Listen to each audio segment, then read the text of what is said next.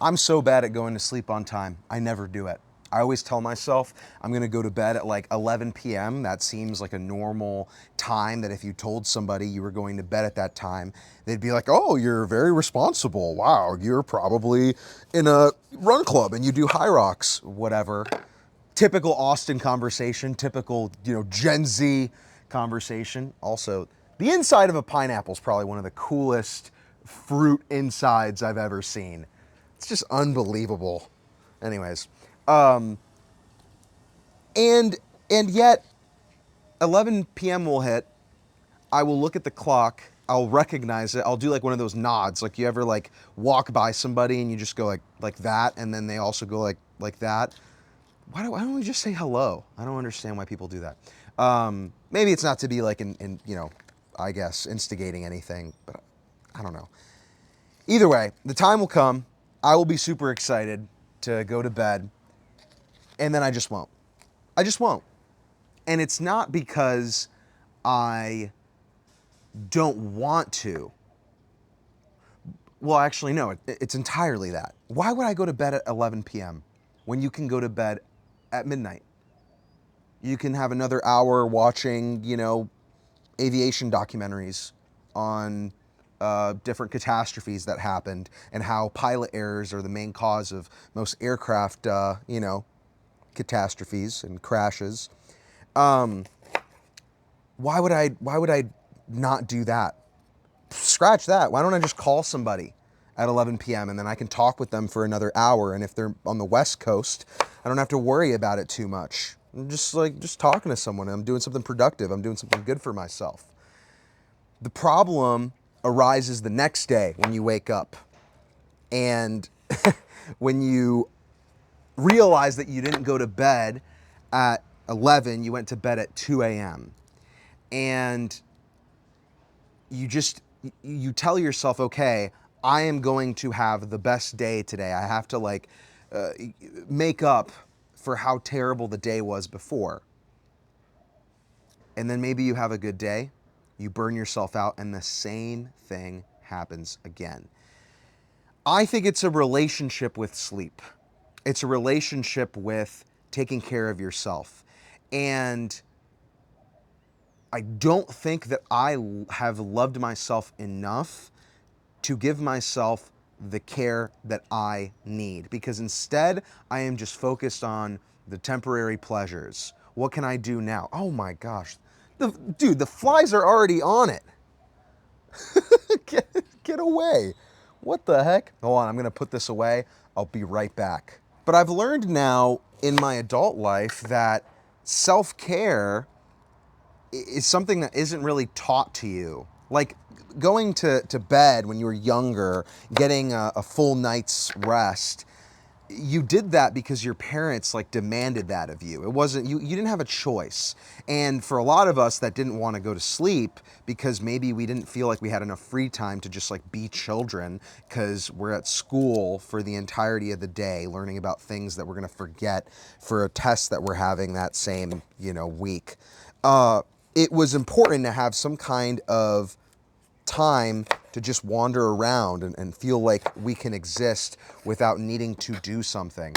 And I think that has become the root of this addiction to not sleeping. I like burning the midnight oil because it feels like throughout the day I don't make enough time for myself to wander around, to just like have fun. And today I was feeling very similarly of like, oh my goodness, I I just don't feel like I'm doing enough, yada yada yada, the whole shebang. And then I told myself, you know what? I need to get groceries. I'm going to go to a grocery store. So I went to the grocery store, and I have wanted to for a while propagate a pineapple. And the way that you do it is you can actually grow your own pineapple. You cut off the top of it. You have to kind of shave it, and then you go through and you pick these leaves until there's a little bit of kind of open pineapple wound for it to grow roots out of. Anyways, all of this to say, me going to the grocery store created a moment that I'll never forget.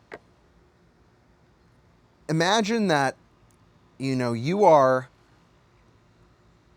chilling in the fruit aisle, and you witness someone speaking English. You live in America. Everyone speaks English. But they have an accent. And their accent is strong. And imagine that you think in your mind, I think they're from New Zealand. Or they're from Australia. They have this certain kind of tone, this certain kind of vibe to them. I want to say something, because I have a lot of friends that are from Australia and New Zealand, and I've always wanted to go, and one day I will go. Not yet, but one day. And you wait for the opportunity to go and say something, and then you go up to them, and it's an older lady, not super old. She's probably in her 40s and has children. And you ask her, "Hey, are you an Aussie or are you a Kiwi?" And she says, "Neither." And you look at her kind of dumbfounded because you were convinced that she was from that corner of the world. And she tells you, "I'm actually Czech." And your eyes light up because you are Polish, which is right in that same neck of the woods of Europe, okay? Central Europe, it's right there. And you say, "No way, I'm Polish. I've been to the Czech, Republic, now Czechia. I've been there. That's so cool." And then, in that same sequence of events, another woman comes by and says, "I'm Slovakian." And now 3 of you are pointing at each other with this like Spider-Man meme of, oh my gosh, same regions of Europe in Austin, where you don't really interact with, there's people from other countries, yes, but in that region of the world, yeah, right, forget about it. It was so surreal. You exchange numbers, and then you're going to go grab a beer later this week and just become friends. That happens from a decision to go out and venture into the world with no expectations except getting a pineapple. And the funny thing is, I would rather fill my life with those kind of experiences than the ones of me mindlessly consuming from the hours of 11 p.m. to 2 a.m. And it also just derails the rest of my day. It makes me feel terrible. So why do we continue to do it? Why do we continue to indulge in these addictive habits? Because it is an addiction. I will be the first to say it. It is an addiction, and it's very, very hard to get over bad sleep patterns. It is. Because it takes consistency, and it also takes like this desire to switch things off. And for me, a big thing, I get FOMO. Well, what if there's a scenario in the future where some of my friends are in town here in Austin, and they're like, "Dude, let's go out. Let's hang out on the town." What, I'm going to say no to that? I'm going to say no to hanging out with them overnight? No, we're going out and we're balling. Okay? A little drink maybe, who knows? A little two-step. I'm gonna do the two-step.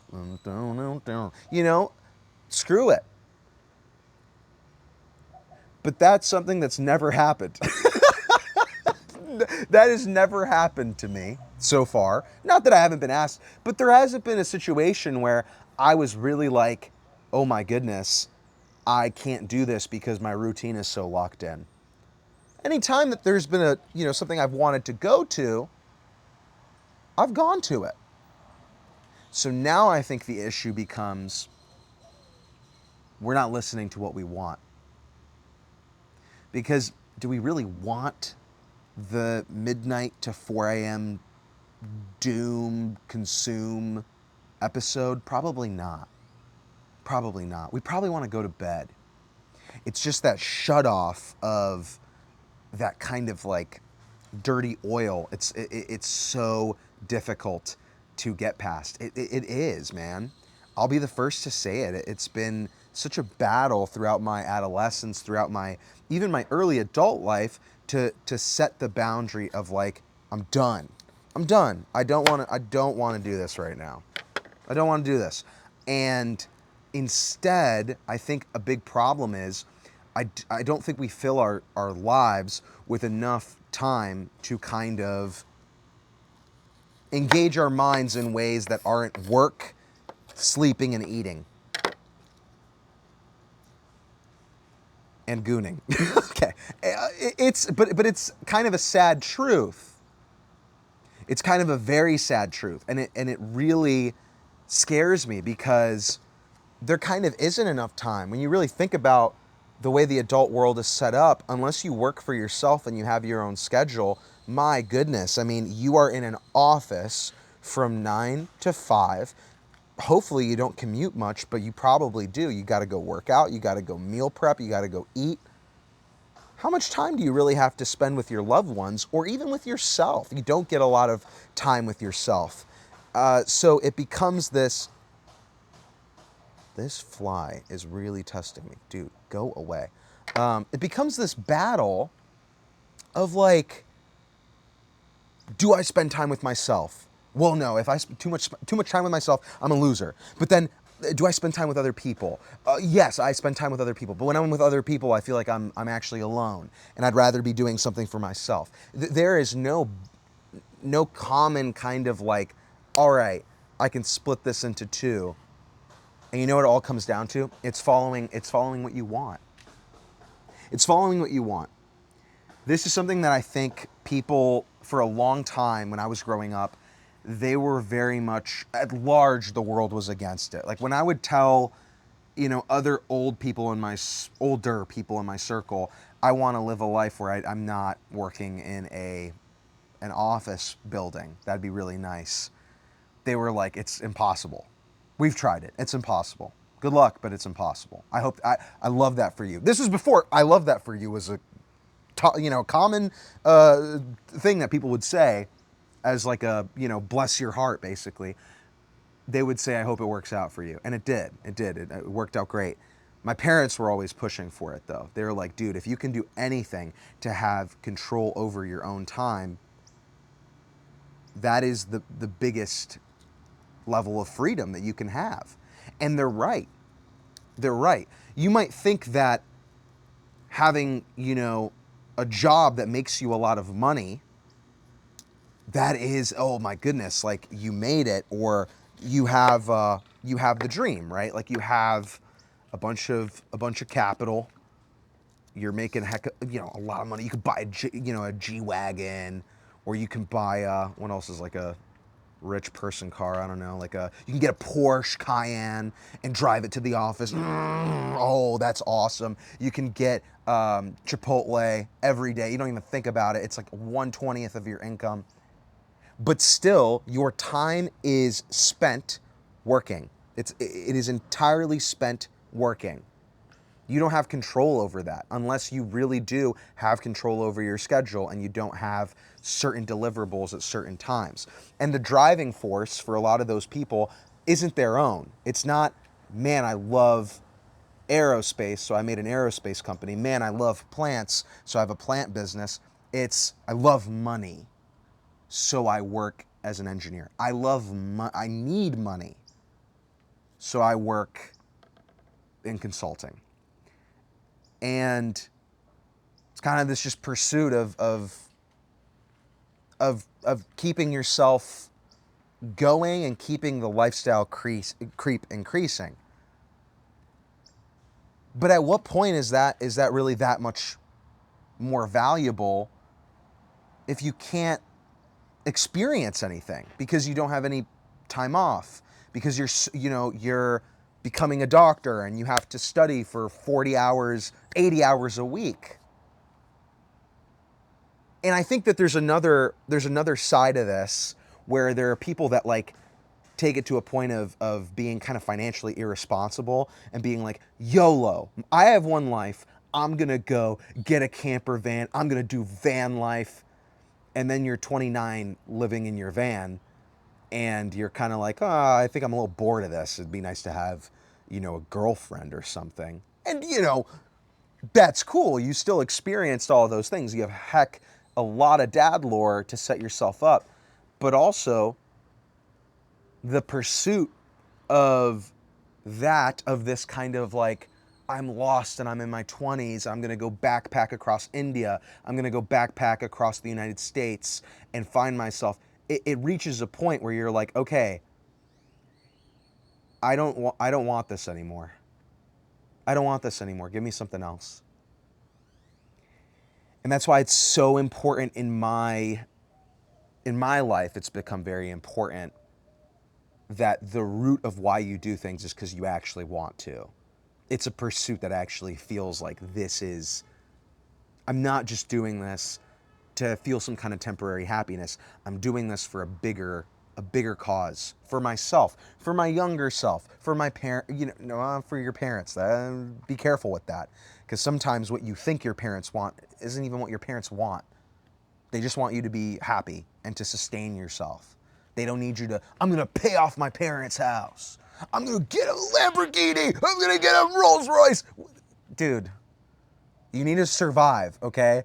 That is that is the first step. You can do all of those things. But this like toxic, like repay your parents. You didn't even ask to be born.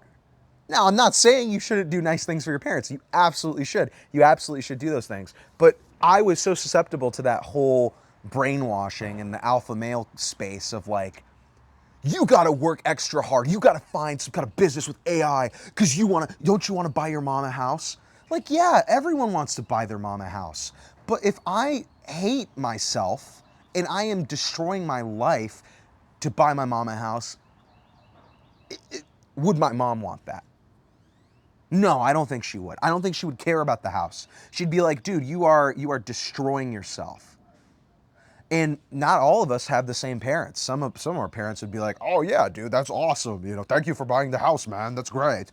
So it's kind of all over. But when you start to frame things in a from a perspective of this is what I want, like this is what I want, I'm going after that. The sacrifices become a lot more clear. And I found that in my life when I was focused on even something as small as my girlfriend coming into town for a week. We are in a long distance relationship. That would force me to shift into a gear where I was like, I want to make my house, I want to make my environment really clean. I want to make it look good because I want her to be comfortable, but I want us to be comfortable. It matters for me too. I have stake in it. And the way in which my space is clean is a direct representation of me too. I'm not gonna, it's gonna look nice. That would make me lock in and wake up early, get everything I needed, from the grocery store, whatever snacks, whatever, get a bunch of cleaning supplies, deep clean parts of the house that they weren't even gonna go, like my girlfriend was never gonna go in there, but I still did it because it mattered to me. And in those moments, I was way less susceptible to staying up late and doom binging the night before because I was like, I'm going after this thing. And that is just not going to help me. It's not something I can afford to do. But when you lose that and you do not give yourself even something as small as like, I don't know, you want to start building like real life Gundams.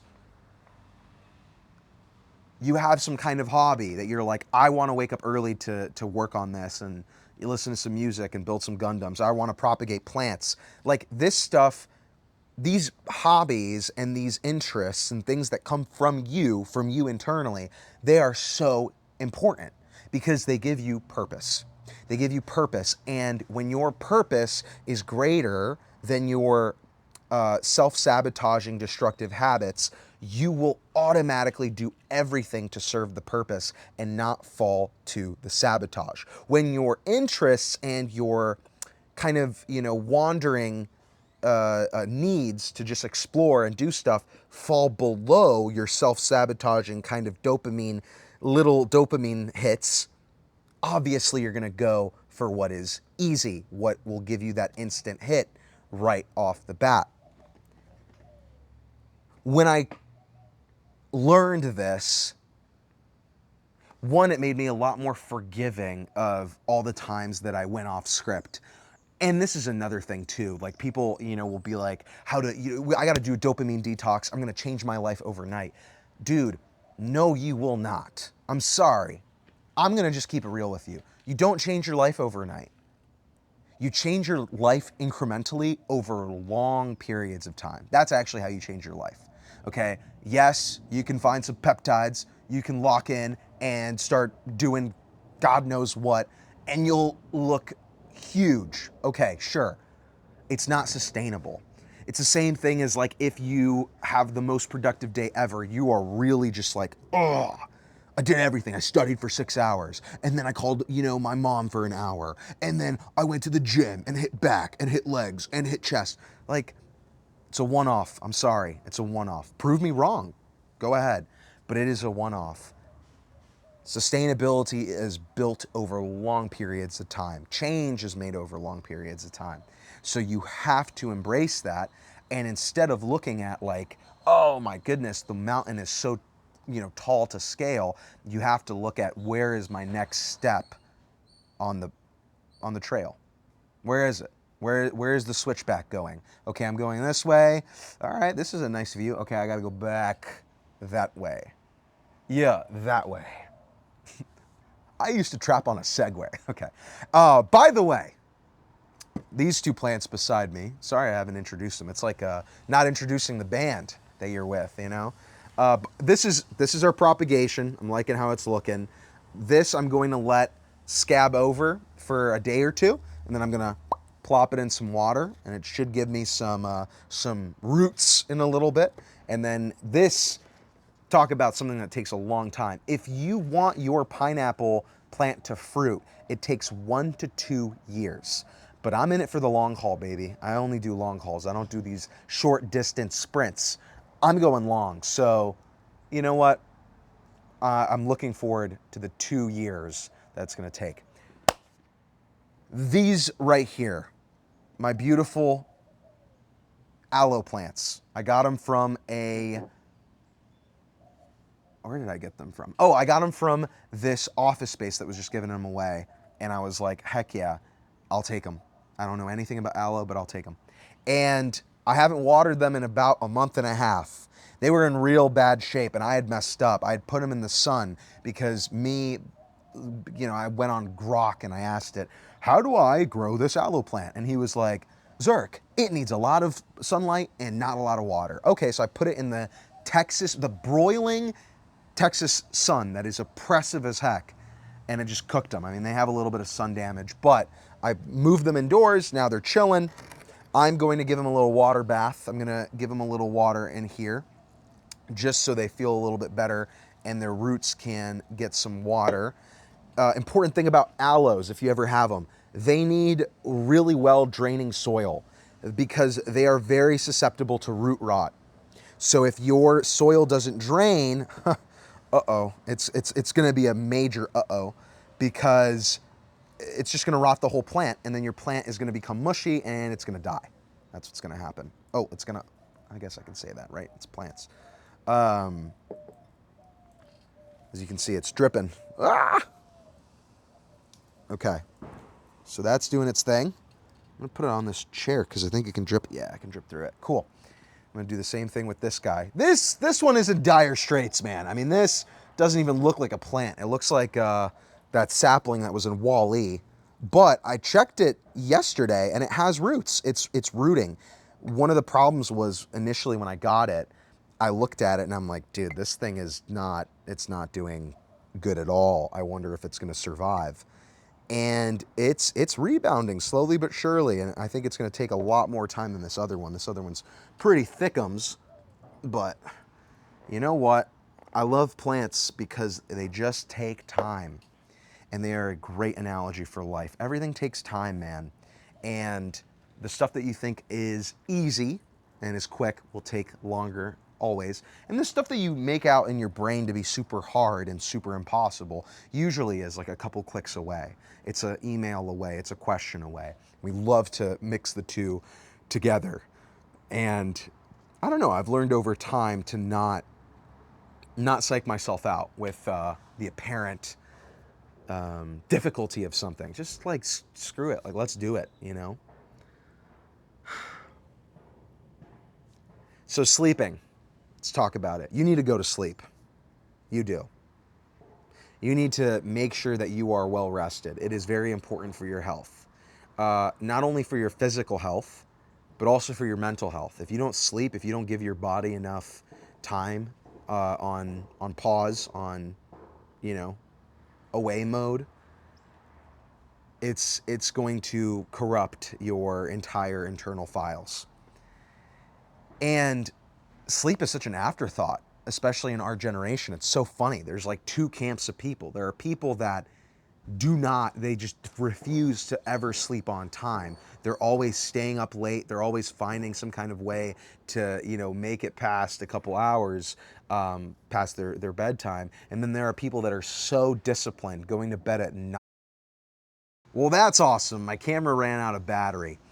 Where was I going with all of this? I was just going to wrap this up very quickly by saying that maybe the reason you struggle to stay consistent in the good habits that you want to build for yourself is because your purpose is not driven by you. You don't actually want whatever it is you've convinced yourself you should want. Like a slice of this pineapple, right? It's good, bro. So good.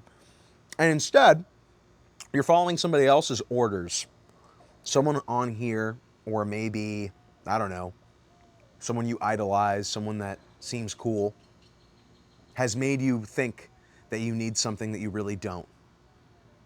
And therefore, this falling asleep at 6 p.m., 9 p.m. to wake up at 5 a.m., it's just not you. It's not something that's actually benefiting you for your goals and your aspirations. So just be careful.